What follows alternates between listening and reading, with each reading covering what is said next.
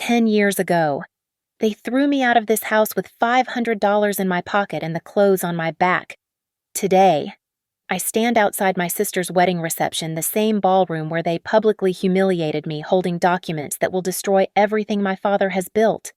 The same man who called me a disgrace now stands at the podium, giving a toast about family honor and tradition.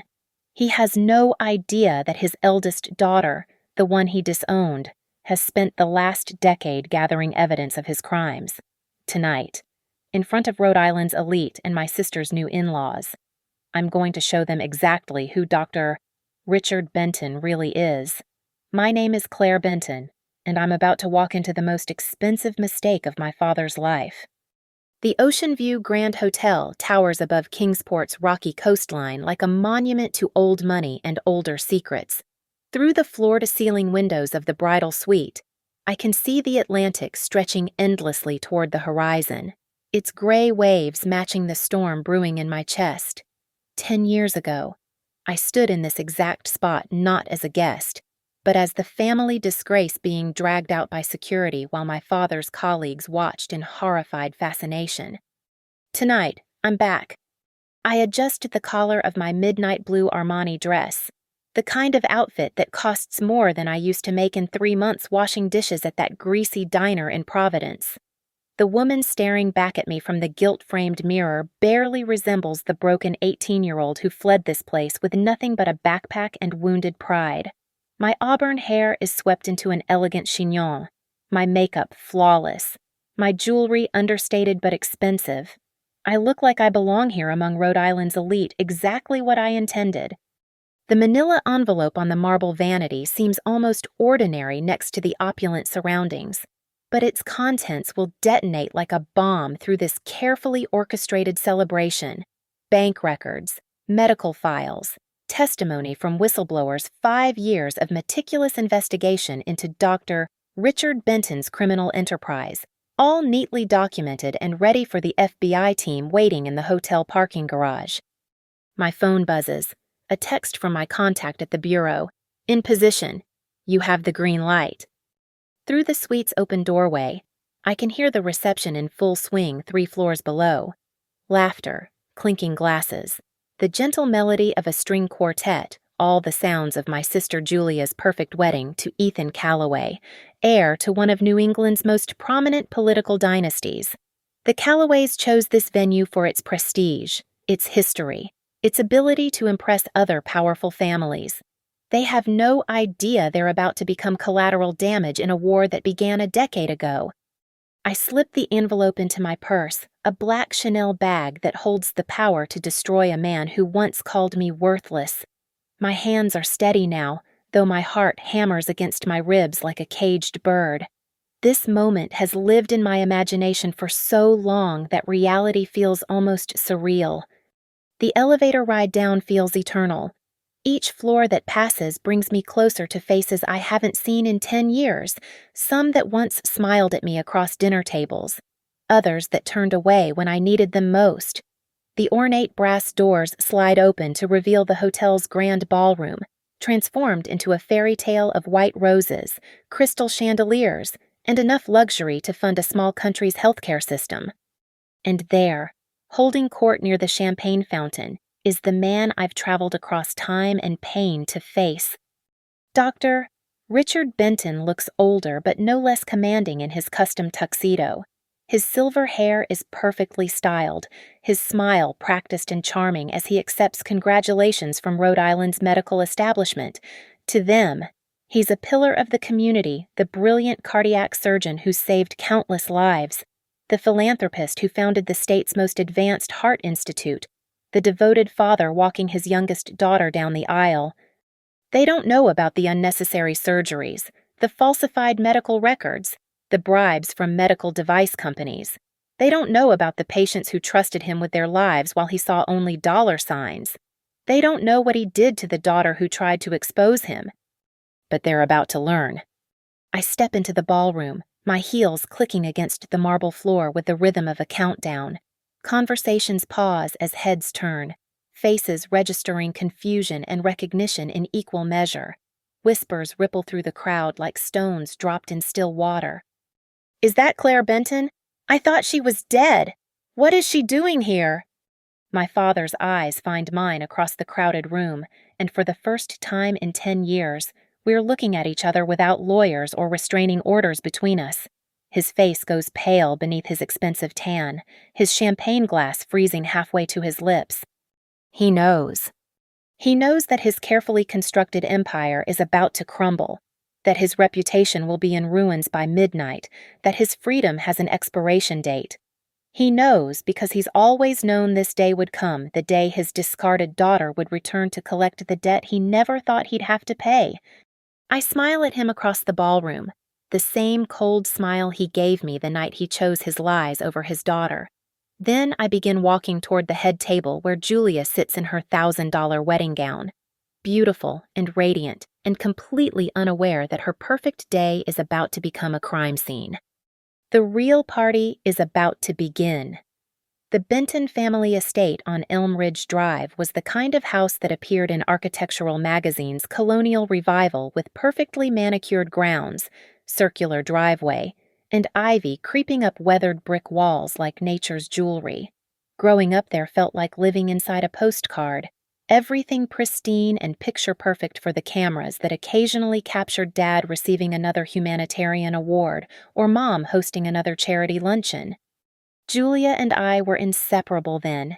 She was 3 years younger, all golden curls and gap-toothed grins, following me around like a devoted shadow. We had secret languages made of whispered giggles, elaborate games that turned our expansive backyard into kingdoms and battlefields, promises sealed with pinky swears under the ancient oak tree by the garden wall. "Sisters forever," we'd chant, braiding dandelions into each other's hair. "No matter what happens, we'll always be together." The house had 8 bedrooms, but we always ended up in mine during thunderstorms. Julia curled against my side as we made up stories about the lightning being angels taking photographs. We shared everything Halloween candy hoarded until Christmas, secrets about which boys we thought were cute, dreams about the adventures we'd have when we grew up. Julia wanted to be a veterinarian. I was going to be a lawyer like the ones on TV who always fought for justice. Our parents seemed like giants back then, larger than life and impossibly glamorous. Dad swept through our lives between surgeries, his presence filling every room with authority and expensive cologne. When he was home, the whole house rearranged itself around him dinner at exactly 6:30. Classical music instead of our pop songs. Conversations that felt more like interviews. He'd ruffle our hair and call us his brilliant girls. But there was always an expectation lurking beneath his affection, a sense that love was conditional on performance. Mom was the queen of Kingsport society, gliding through charity galas and country club events like she was born to wear designer gowns and orchestrate million-dollar fundraisers. The house was always filled with fresh flowers and the sound of her heels clicking across marble floors as she managed our lives with the same precision she applied to her social calendar. She taught us which fork to use for salad, how to curtsy properly, and that appearances mattered more than almost anything else. But even paradise has cracks. I was 12 when I first noticed Dad working late more often, his phone calls stretching past our bedtime, hushed conversations that stopped when Julia or I entered the room. Mom started drinking wine with lunch, then with breakfast, her laughter becoming sharper and more brittle at dinner parties. The fights began quietly muffled arguments behind their bedroom door that Julia was too young to understand, but that made my stomach twist into knots. One evening in late September, when the leaves were just beginning to turn, I came downstairs for a glass of water and found Dad in his study with a woman I didn't recognize. She was young, probably younger than Mom, with dark hair and a nervous smile. They weren't doing anything obvious, but something about the way they stood too close, the way his hand lingered on her arm, made my chest feel tight and wrong. He saw me in the doorway and his expression shifted instantly from warmth to warning. "Claire, you should be in bed." "Who is she?" I asked, because I was 12 and hadn't yet learned that some questions were dangerous. The woman disappeared quickly, gathering papers and murmuring excuses about patient files. Dad closed the study door and knelt in front of me, his hands heavy on my shoulders. "Sometimes adults have complicated relationships," he said, his voice gentle but his eyes hard. "Sometimes children see things they don't understand.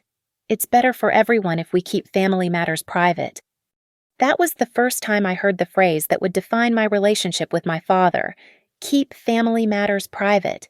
It became a mantra repeated whenever I asked uncomfortable questions, a polite way of demanding silence about the growing list of things that didn't quite add up. Mom's drinking got worse. Dad's late nights became overnight disappearances. Julia, sweet and trusting, absorbed their explanations about important surgeries and medical conferences, but I was old enough to recognize the lies wrapped in reasonable excuses. I watched our perfect family fracture in slow motion, each crack carefully hidden behind fresh paint and forced smiles. The night everything shattered completely was 3 weeks before my 13th birthday. I woke up around 1:30 in the morning to the sound of raised voices from downstairs. Mom was crying not the delicate tears she shed at sad movies, but harsh, broken sobs that sounded like something dying. Dad's voice cut through her pain like a scalpel, cold and clinical. "If you can't control yourself, Victoria, maybe you should consider what's best for the girls." I crept to the top of the stairs and peered through the banister spindles. Mom stood in the foyer clutching a manila envelope. Mascara streaked down her cheeks, her silk nightgown wrinkled and stained with wine. "How many," she whispered, "how many others have there been?" Dad's silence was answer enough. She threw the envelope at his feet, photographs scattering across the marble floor like fallen leaves. Even from my hiding spot, I could see they were pictures of Dad with different women restaurant tables, hotel lobbies, places that weren't home and times that weren't medical conferences. "I gave you everything," Mom said, her voice breaking. "My youth, my trust, my reputation. I became exactly what you wanted me to be, and it still wasn't enough." "You became exactly what this family needed you to be," Dad corrected, his tone suggesting she should be grateful. "Don't forget what you have to lose, Victoria. What we all have to lose." That was the moment I understood that our beautiful house was built on lies, that the perfect family in all those magazine photos was just another performance, and that love in the Benton household came with conditions I was only beginning to comprehend. Julia slept through it all, curled in her princess-themed bedroom, still believing in fairy tales and happy endings. I envied her innocence even as I mourned my own. My 18th birthday party was supposed to be the social event of the season. The Kingsport Country Club had been reserved for the entire evening, its grand ballroom transformed into an elegant wonderland of white roses and golden lights. Everyone who mattered in Rhode Island society was their judges, politicians, fellow surgeons, and their perfectly polished families, all gathered to celebrate Dr. Richard Benton's eldest daughter coming of age. I wore a champagne-colored silk gown that cost more than most people's cars. My hair swept into an elaborate updo that required 3 hours and a professional stylist. Mom had insisted on the whole production, claiming it was time for Claire to take her place in society. What she really meant was that it was time for me to start playing the same performance she'd been trapped in for 20 years. Julia looked like a princess in her pink dress, her face glowing with excitement as she danced with Dad's colleagues and charmed everyone with her sweet, unguarded smile. She was 15 then, still young enough to believe that our father was a hero and that nights like this were proof of how blessed our family was. I watched her from across the dance floor and felt a fierce protectiveness mixed with desperate sadness. She had no idea what was coming. The evening started perfectly. Dad gave a speech about his brilliant daughter heading to Harvard in the fall, about family legacy and bright futures. Mom floated through the crowd in her emerald green gown, playing the role of proud mother with practiced perfection. I smiled and accepted congratulations, danced with appropriate young men, and pretended that the weight of everything I knew wasn't crushing my chest like a stone. But around 10:30, I noticed Dad wasn't in the ballroom anymore. I found him in the club's private study, a wood-paneled room reserved for members' business meetings. The door was slightly ajar, and through the gap I could see him with one of the catering staff, a young woman, maybe 22, with dark hair pulled back in a simple ponytail. She was backed against the desk, his hand pressed against the wall beside her head, his body blocking her escape route. "Please, Dr. Benton," she was saying, her voice shaking. "I just need to get back to work. My supervisor—" "Your supervisor works for me tonight," Dad said, his voice low and threatening. "Everyone here works for me tonight, including you." The girl's face was pale with fear, her hands trembling as she tried to push past him. He caught her wrist, his fingers digging into her skin hard enough to leave marks. "Don't make this difficult," he warned. "You need this job. Don't you student loans? I'd guess. Rent payments. It would be unfortunate if word got around that you were unreliable." Something inside me snapped. I pushed the door open and stepped into the room, my heart hammering but my voice steady. "Get away from her!" Dad spun around, his expression shifting from predatory confidence to shock to rage in the span of a heartbeat. "Claire, you need to leave. Now." "Let her go," I said, stepping between him and the terrified girl. "This stops now." The young woman took the opportunity to bolt, disappearing through the door without a backward glance. Dad and I stood alone in the study, 10 years of carefully buried truths finally rising to the surface between us. "You have no idea what you just did," he said, his voice deadly quiet. "I know exactly what I did," I shot back. "The same thing I should have done years ago when I caught you with that nurse. The same thing Mom should have done when she found those photographs. Someone has to stop you." His hand moved faster than I expected, striking my cheek with enough force to snap my head sideways. Pain exploded across my face, stars dancing in my vision, but the physical hurt was nothing compared to the brutal clarity that followed. "You will never speak about this again," he said, his surgeon's hands steady despite the violence he'd just committed. "Not to anyone. Not ever. Do you understand me?"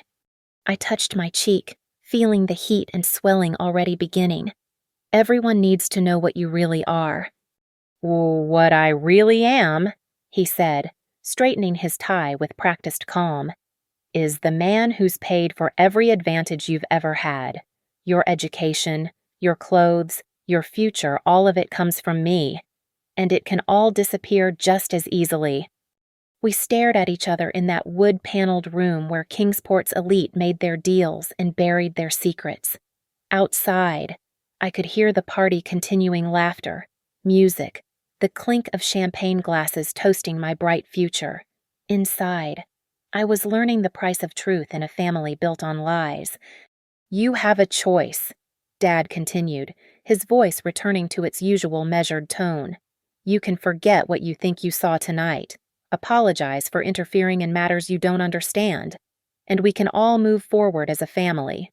Or you can continue down this destructive path and discover just how quickly your privileged life can be taken away. And if I choose the truth," his smile was cold enough to freeze blood, "then you'll discover that no one will believe you. A troubled teenager with a history of wild accusations against her devoted father people will assume you're having some kind of breakdown. The stress of leaving for college, perhaps. Too much pressure to live up to the family name. Julia will believe me. Julia loves her father. She won't want to hear stories that would destroy her world. And your mother." He gestured toward the door, where the sounds of the party drifted in. "Your mother has already made her choice. She's had years to speak up, and she's chosen comfort over courage every time." I stood there in my champagne silk dress with my father's handprint burning on my cheek, 18 years old and faced with an impossible decision: stay and become complicit in his crimes, or leave and lose everything I'd ever known. The party continued around us, all of Kingsport society celebrating the girl they thought I was, while the real me died in that private study. When we finally returned to the ballroom, Dad's hand possessive on my arm. I could see the curious glances at my reddened cheek, the whispered conversations, the polite concern that would never quite become real questions. Mom appeared at my side, her eyes bright with wine and willful blindness. "Darling, you look pale. Perhaps you should powder your nose." In the ladies' room mirror, I stared at my reflection, the expensive dress, the elaborate hair, the bruise blooming across my cheek like a dark flower. This was my moment of choice, the crossroads that would define the rest of my life. I thought about the terrified girl, about all the other women who'd crossed my father's path, about Julia dancing in the ballroom with stars in her eyes. I thought about the truth and what it would cost, about lies and what they would cost more. When I walked back into that ballroom for the last time, I'd already made my decision. I was going to tell everyone exactly who Dr. Richard Benton really was, no matter what it destroyed.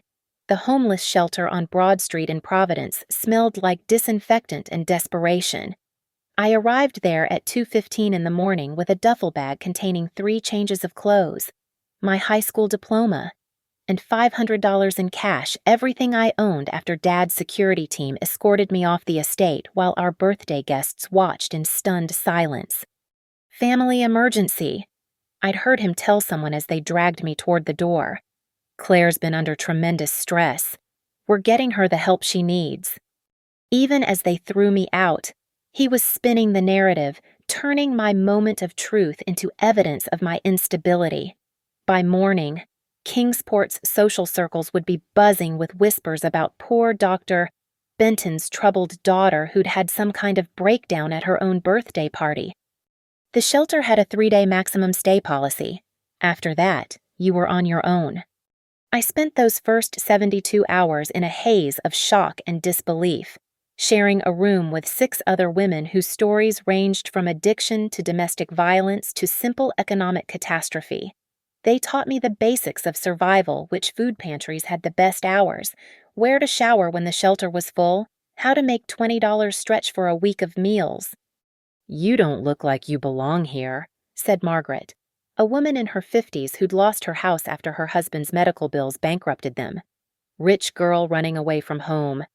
"Something like that," I replied, because the truth was too complicated and too unbelievable. When my 3 days were up, I found myself standing outside a Denny's on Route 1 with my duffel bag and a rapidly shrinking pile of cash. The manager, a tired-looking woman named Rosa, took pity on me and offered night shifts washing dishes for $7 an hour under the table. It wasn't enough to rent an apartment, but it was enough to buy food and pay for a bed at the weekly motel across the street. My hands, which had never done manual labor harder than piano practice, cracked and bled from the harsh detergents. My back ached from bending over industrial sinks for 8 hours at a time. I learned to sleep through traffic noise and sirens, to make ramen noodles last 2 meals, to keep my head down and avoid drawing attention from the kind of men who lurked around cheap motels looking for vulnerable young women. The hardest part wasn't the physical exhaustion or the constant fear, it was the complete erasure of my identity. Claire Benton, Harvard-bound daughter of privilege, had vanished as if she'd never existed. In her place was a nameless girl with calloused hands and haunted eyes, invisible to the world that had once celebrated her. I tried calling Julia once, from a payphone outside a convenience store. The conversation lasted less than 3 minutes. "Claire, oh my God, where are you? Dad said you were in a treatment facility." "I'm not in treatment, Julia, You just disappeared. Everyone's so worried. Mrs. Calloway keeps asking about you, and Dad's been beside himself." "He's lying to you."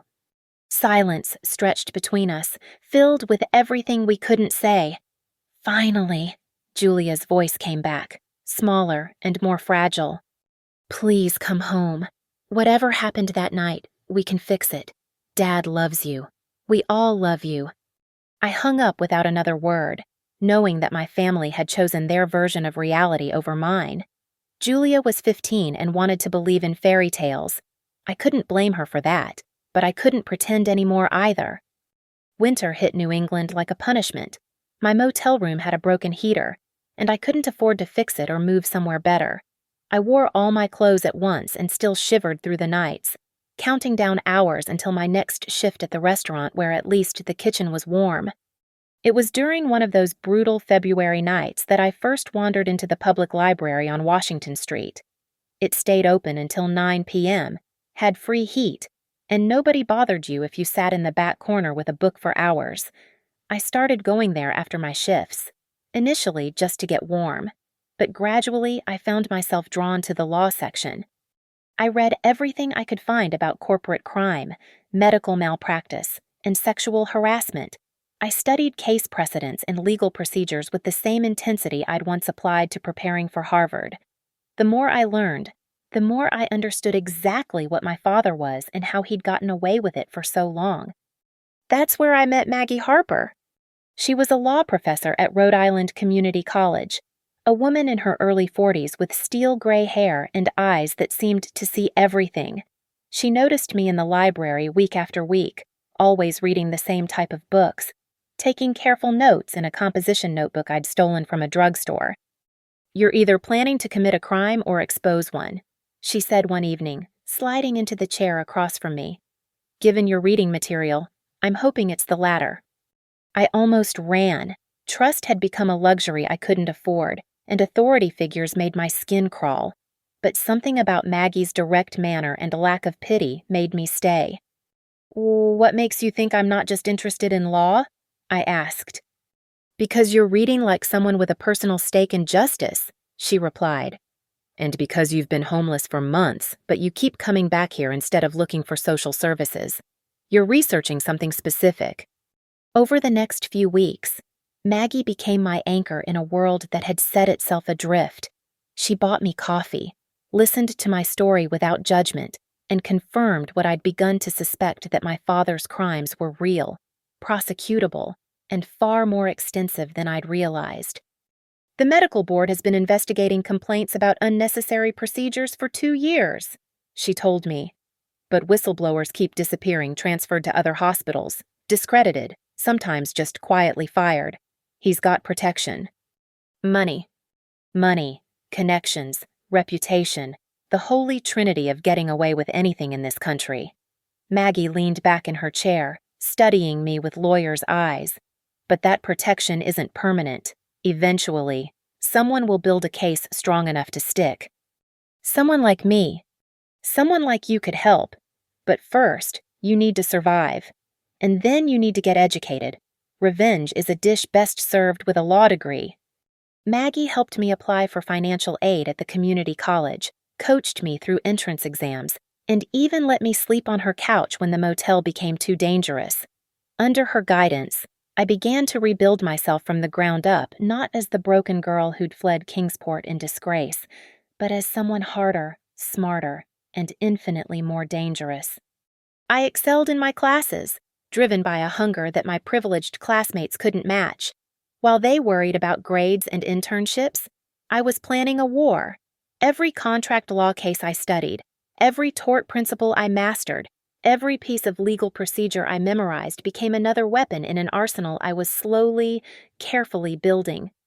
After 2 years at community college, I transferred to a 4-year university on full scholarship, then law school, where I specialized in healthcare fraud and criminal prosecution.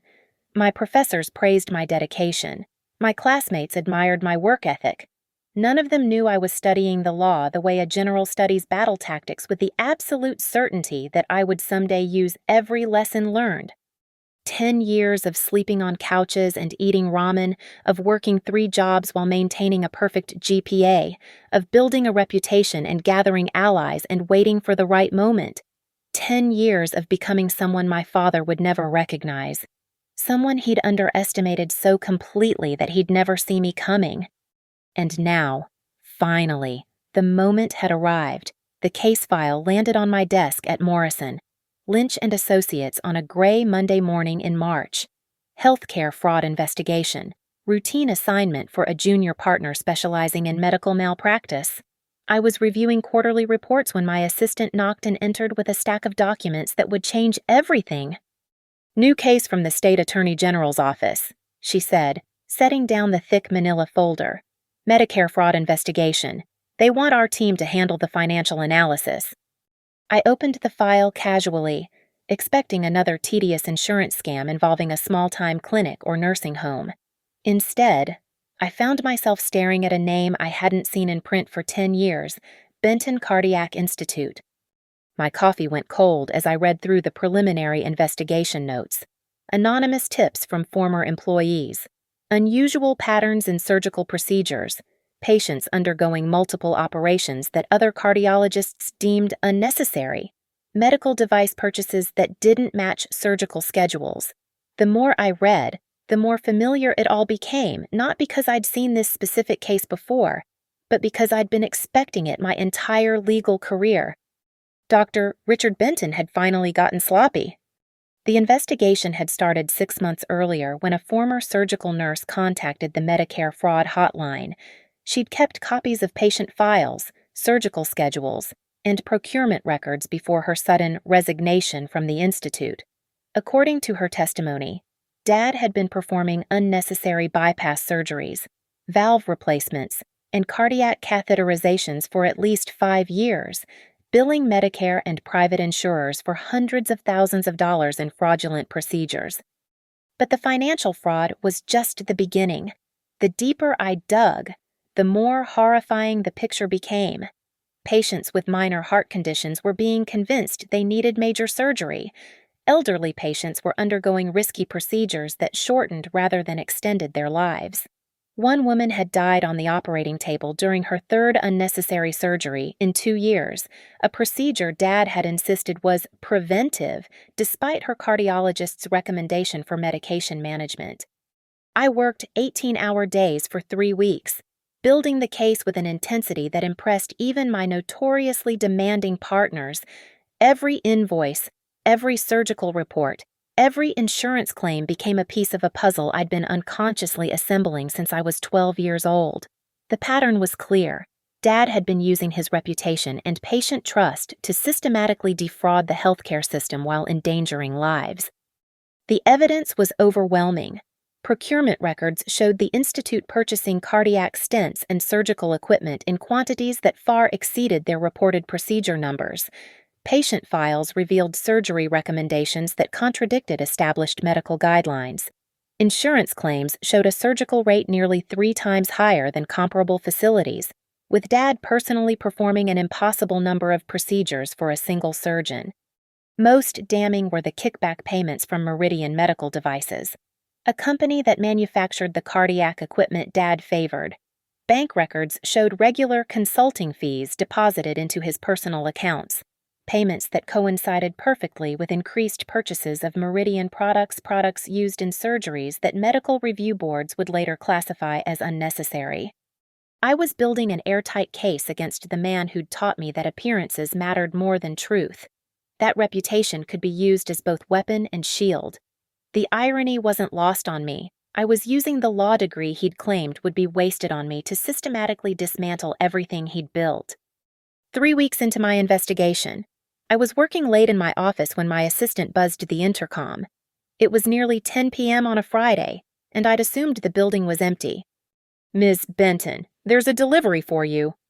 I looked up from my computer screen, confused. At this hour, the messenger said it was urgent, personal correspondence.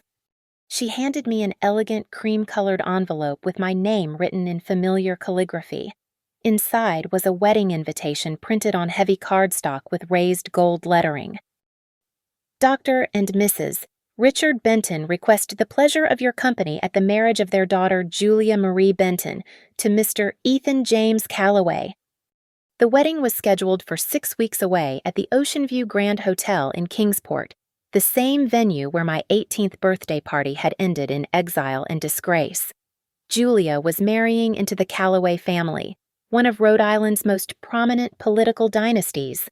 The invitation included a handwritten note in Julia's careful script.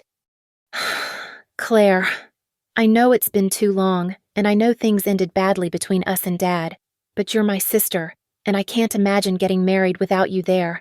Please come. We need to fix our family. Love, always. Julia." I stared at the invitation for a long time, thinking about timing and opportunity, about justice and revenge, about the girl in the pink dress who'd once promised we'd be sisters forever. The investigation was nearly complete. The evidence was rock solid. All I needed was the perfect moment to present it to the authorities. And Julia had just handed me that moment on a silver platter.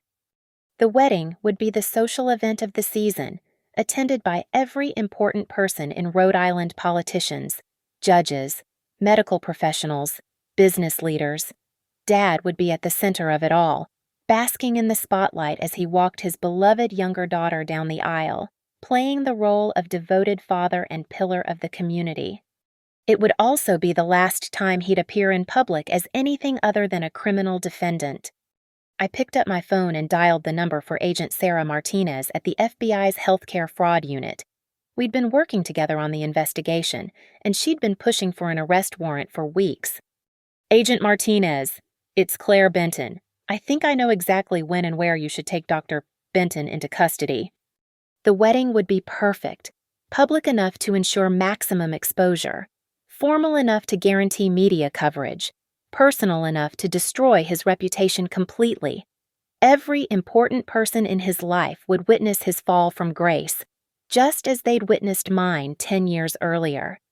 I thought about the terrified girl in the country club study, about all the patients who'd trusted him with their lives, about Julia dancing in her pink dress while our father built his empire on lies and suffering.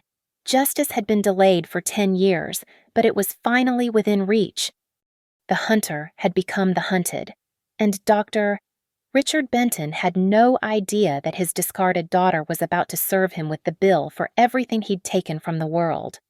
This time, I would be the one controlling the narrative. This time, the truth would win.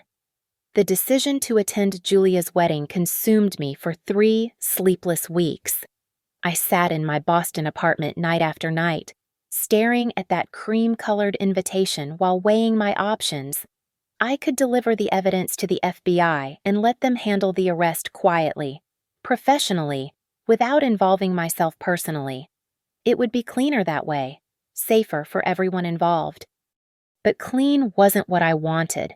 Safe wasn't what Dad deserved after 10 years of living consequence-free while his victims suffered in silence. I wanted him to face the same public humiliation he'd subjected me to. I wanted his fall from grace to be as spectacular and irreversible as mine had been. Most of all, I wanted to look him in the eyes when his carefully constructed world finally collapsed. 2 weeks before the wedding, I began my preparations with military precision. I purchased the midnight blue Armani dress during a weekend trip to New York, choosing something elegant enough to fit in at a high society wedding, but severe enough to signal that I wasn't the broken girl who'd fled Kingsport a decade earlier. I made appointments for hair, makeup, and manicure armor disguised as beauty treatments. I also made copies of everything. The FBI had the originals of my investigation, but I prepared backup files with the most damning evidence bank statements showing the kickbacks from Meridian Medical, surgical records proving unnecessary procedures, patient testimonies documenting Dad's criminal negligence. I stored copies in 3 different locations and gave sealed envelopes to 2 trusted colleagues with instructions to deliver them to the media if anything happened to me. Trust was still a luxury I couldn't afford, even after 10 years of building a new life. The night before the wedding, I drove to Kingsport and checked into a boutique hotel downtown, avoiding the Ocean View Grand where the wedding party was staying. I needed distance and anonymity until the moment I chose to reveal myself. Sleep was impossible, so I spent the hours reviewing my evidence one final time, rehearsing what I would say when the moment came. At 11 a.m. on Saturday morning, I stood in my hotel room fully dressed and ready, looking at myself in the full-length mirror. The woman staring back bore little resemblance to the terrified 18-year-old who'd been dragged from her own birthday party. This version of Claire Benton had been forged in poverty and hardship, educated in the law, and tempered by a decade of patient planning. I was ready. The Ocean View Grand looked exactly as I remembered, imposing and elegant, its facade gleaming in the afternoon sun like a monument to old money and older secrets. Valets in crisp uniforms directed luxury cars toward the parking areas, while wedding guests in designer outfits streamed toward the entrance. I recognized many of the faces, though they were older now, more distinguished, carrying the weight of successful careers and comfortable lives. None of them recognized me.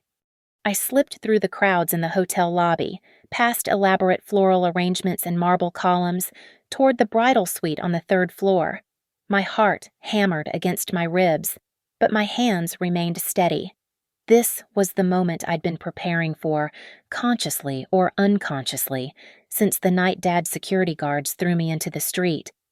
The first person I encountered was Mom. She was emerging from the bridal suite, elegant in pearl gray silk, her silver hair swept into a perfect chignon. She looked older than I'd expected, more fragile, though she still carried herself with the practiced poise of a woman born to society events.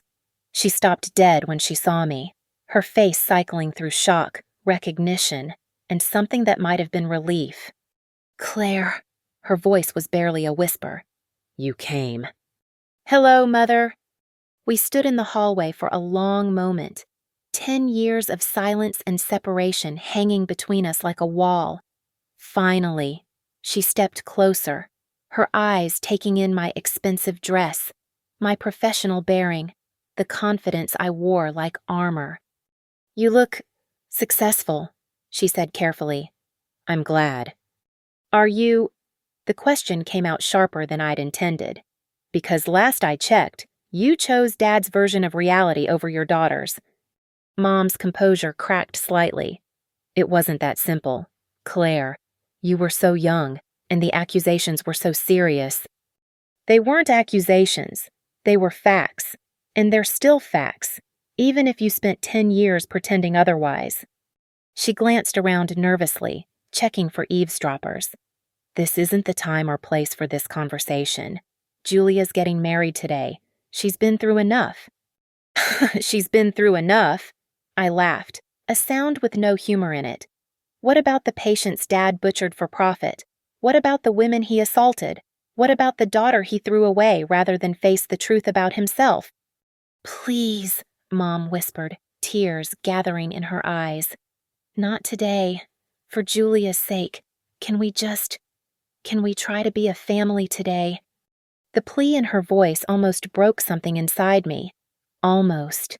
But I'd learned the hard way that being a family meant more than sharing DNA and holiday traditions. It meant protecting each other, supporting each other, choosing truth over convenience.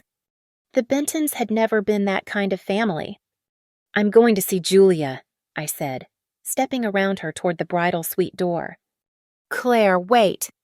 But I was already knocking, already pushing open the door to find my sister surrounded by bridesmaids in lavender silk, all of them fussing over her wedding dress and veil.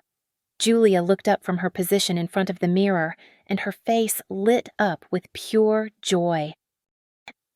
"Claire. Oh my God, you're here." She stood up so quickly that her dress train scattered across the floor, and suddenly she was in my arms, hugging me with the same fierce affection she'd shown as a child. "I wasn't sure you'd come. I wasn't sure you'd gotten the invitation. I wasn't sure—" "I'm here," I said softly, holding her tight and remembering what it felt like to love someone unconditionally. "I'm here." Julia pulled back to look at me, her eyes bright with tears of happiness. She was beautiful in her wedding gown, radiant with the kind of joy that only comes from believing in fairy tale endings. At 25, she still had that trusting sweetness that had made her Dad's favorite, the daughter who never asked uncomfortable questions or challenged inconvenient truths. "You look amazing," she said, wiping her eyes carefully to preserve her makeup. "Successful and sophisticated and just, wow, I'm so proud of you." "Julia," I began, but she was already rushing on, words tumbling over each other in her excitement.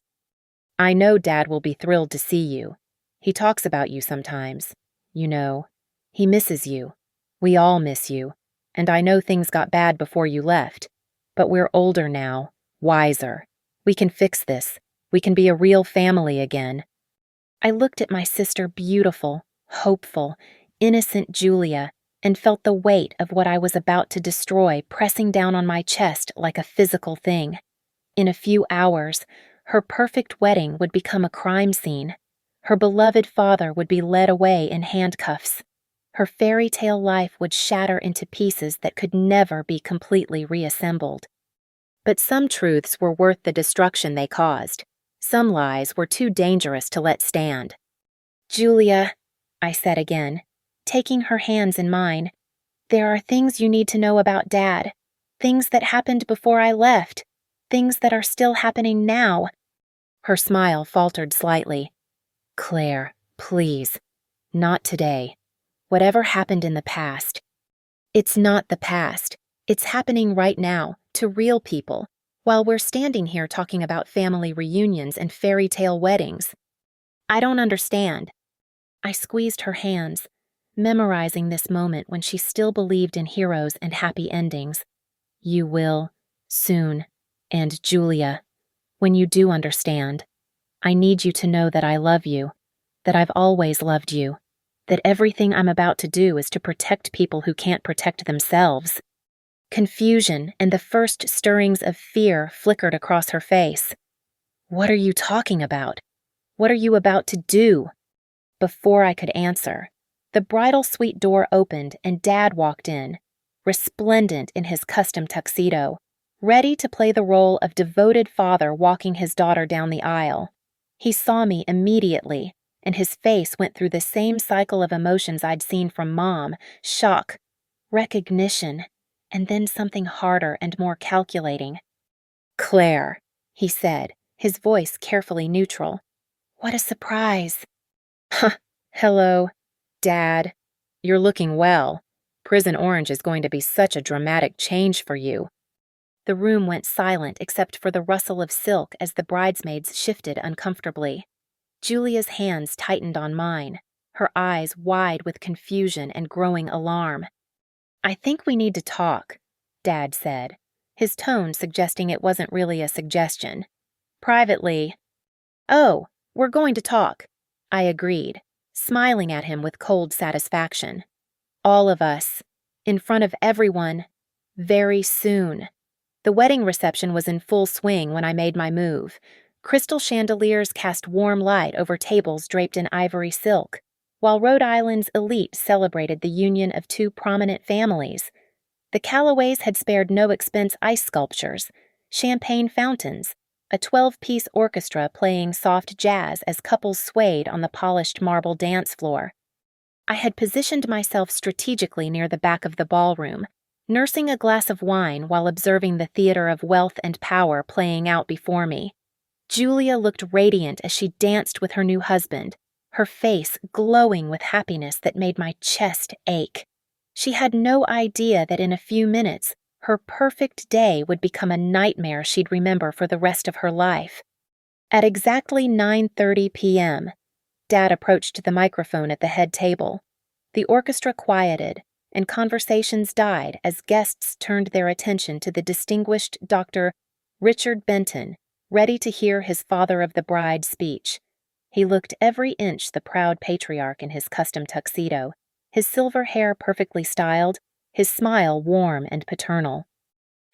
"Ladies and gentlemen," he began, his voice carrying easily through the sound system, "thank you all for being here tonight to celebrate this joyous occasion.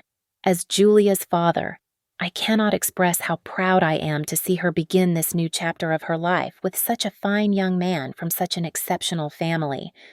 Polite applause rippled through the crowd. Dad paused, basking in the attention, playing to his audience with the same charm that had made him Kingsport's most beloved surgeon.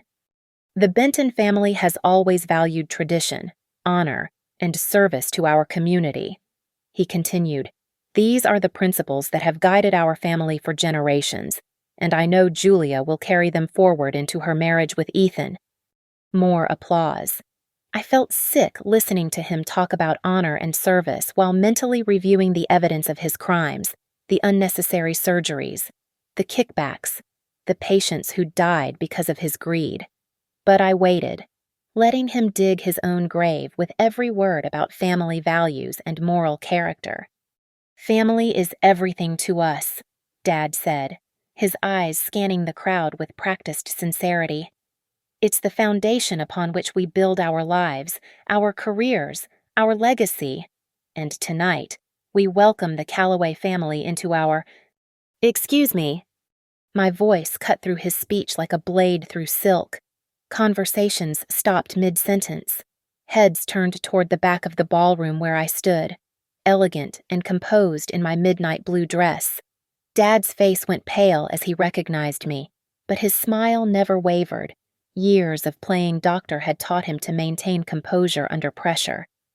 "I'm sorry to interrupt," I continued, walking slowly toward the front of the room. "But I think there are some things about the Benton family that our guests should know before we continue celebrating our traditions and values." Julia appeared at my side, her face flushed with panic. "Claire, please don't do this. Not here. Not now." When then, Julia?" I asked, loud enough for the microphone to pick up my words. "When would be a good time to talk about the patient's dad killed for money? When would be appropriate to discuss the medical fraud that's been funding our family's lifestyle for years?" Gasps echoed through the ballroom. The Calloway family looked horrified, their political instincts screaming danger. Dad stepped away from the microphone, his carefully maintained facade beginning to crack. "Ladies and gentlemen, my daughter has been under tremendous stress," he began. "No." I reached the microphone and gently but firmly pushed him aside. "I've been under tremendous stress for 10 years, ever since you threw me out of this family for trying to tell the truth about what you really are." The ballroom was dead silent now, except for the soft sound of my heels against marble as I positioned myself at the microphone. 300 of Rhode Island's most powerful people stared at me with expressions ranging from shock to fascination to growing alarm. "My name is Claire Benton," I said, my voice steady and clear. "I'm Dr. Richard Benton's eldest daughter, the one who disappeared 10 years ago after what he told everyone was a nervous breakdown. Tonight, I'm here to tell you what really happened and what's still happening now." I reached into my purse and withdrew a folder containing copies of the most damaging evidence: bank statements, surgical records, patient testimonies, everything I'd spent months gathering to build the case against him. "Dr. Richard Benton has been systematically defrauding Medicare and private insurance companies for at least 5 years, I announced, my voice carrying to every corner of the silent ballroom. "He's been performing unnecessary cardiac surgeries on elderly patients, billing for procedures they didn't need, and accepting kickbacks from medical device companies in exchange for using their products." Dad started toward me, his face flushed with rage, but I held up my hand and continued speaking. "Mrs. Eleanor Rodriguez died on his operating table last year during her 3rd unnecessary bypass surgery. Mr. James Patterson was talked into a valve replacement he didn't need and suffered a stroke that left him permanently disabled. These aren't isolated incidents, they're part of a pattern of criminal negligence that has been going on for years, while everyone in this room celebrated him as a pillar of the community."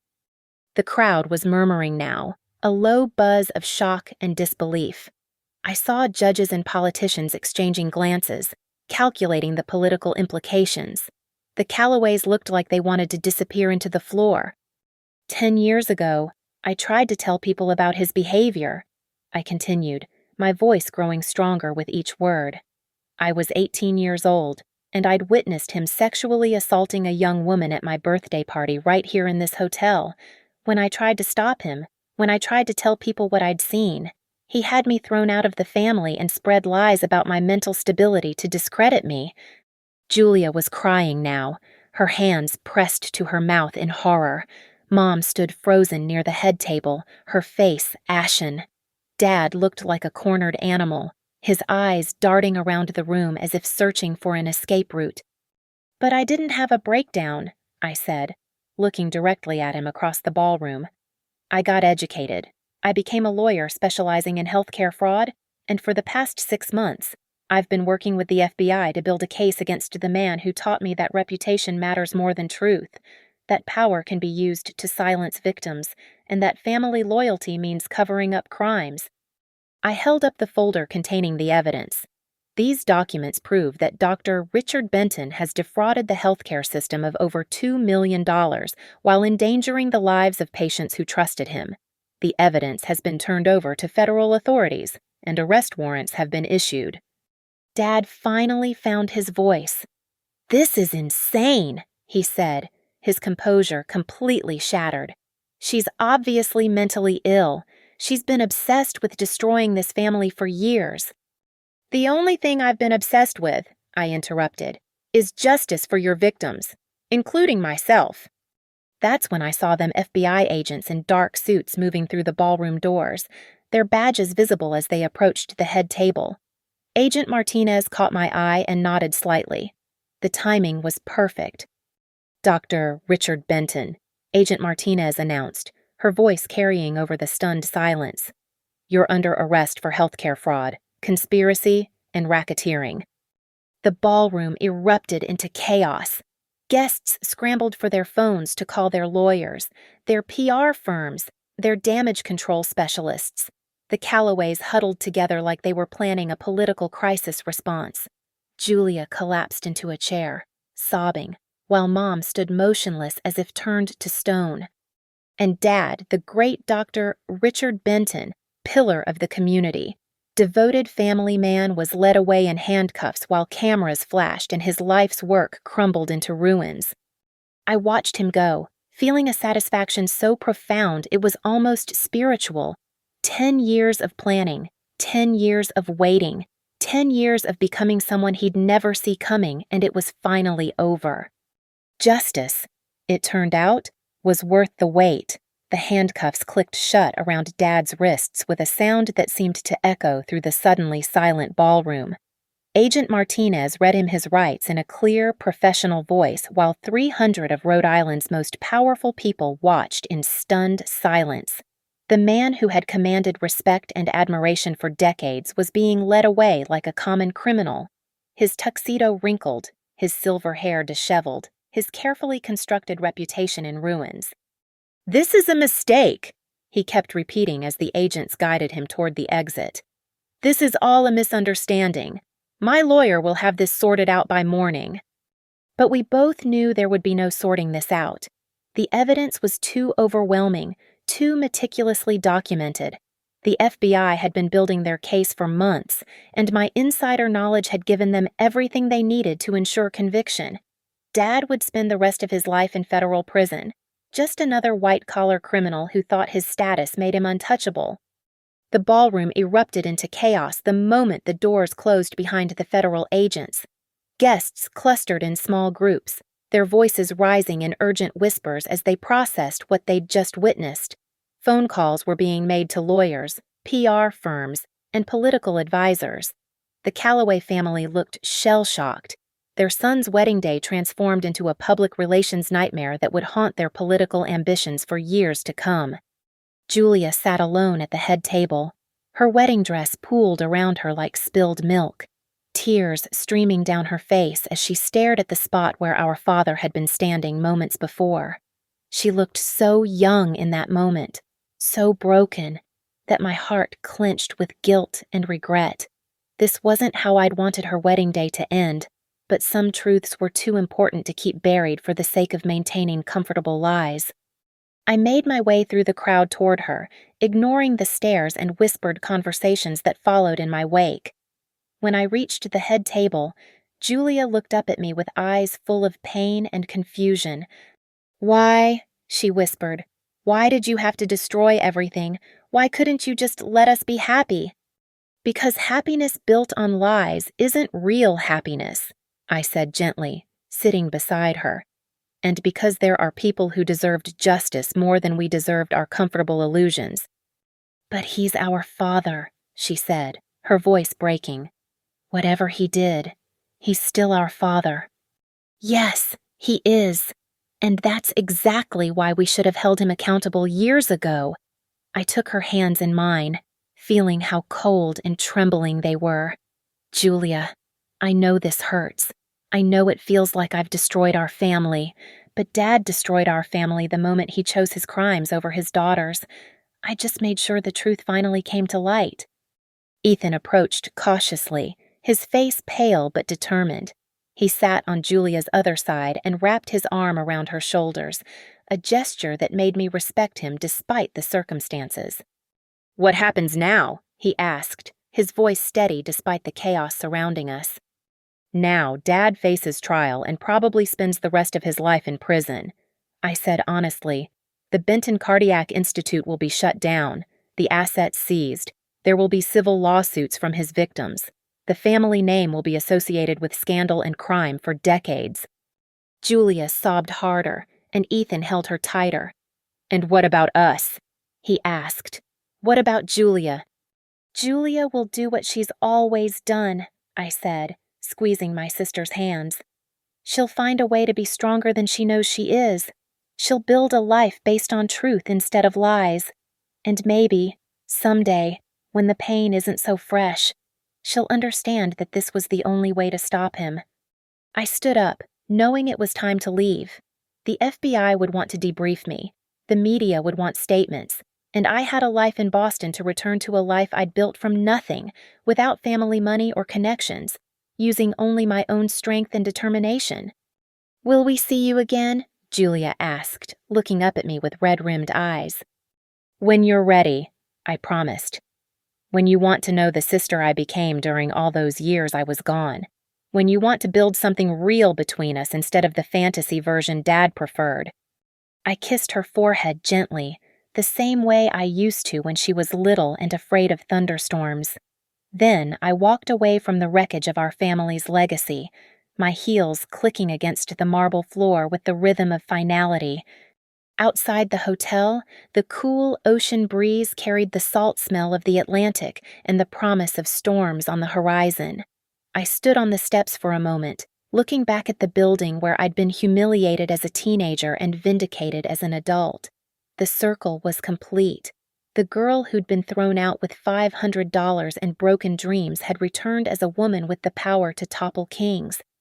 My phone buzzed with a text from Agent Martinez. "Preliminary charges filed. Full indictment expected within the week. Thank you for your courage."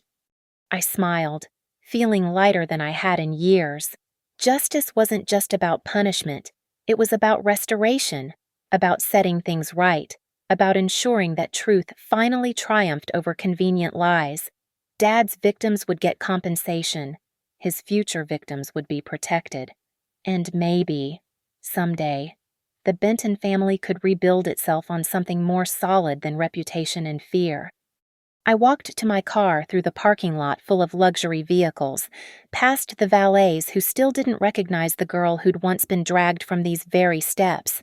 Tomorrow, the headlines would scream about Dr. Richard Benton's fall from grace. There would be investigations, trials, and endless media coverage. But tonight, for the first time in 10 years, I could sleep peacefully knowing that the monster who'd haunted my nightmares was finally caged. The drive back to Boston stretched ahead of me like a promise of new beginnings. I'd spent a decade planning my revenge, and now that it was complete, I could finally start planning the rest of my life. A life built on truth, justice, and the hard-won knowledge that sometimes the only way to save a family is to destroy the lies that hold it together. Behind me, the Ocean View Grand Hotel grew smaller in my rearview mirror until it disappeared entirely, taking with it the last remnants of the girl I used to be. Ahead lay the future uncertain but honest, challenging but real, mine to shape without the shadow of my father's crimes hanging over everything I touched. I was finally free. Thank you for listening to my story of revenge and redemption. I'd love to hear where you're tuning in from and what you thought about this journey of justice served cold.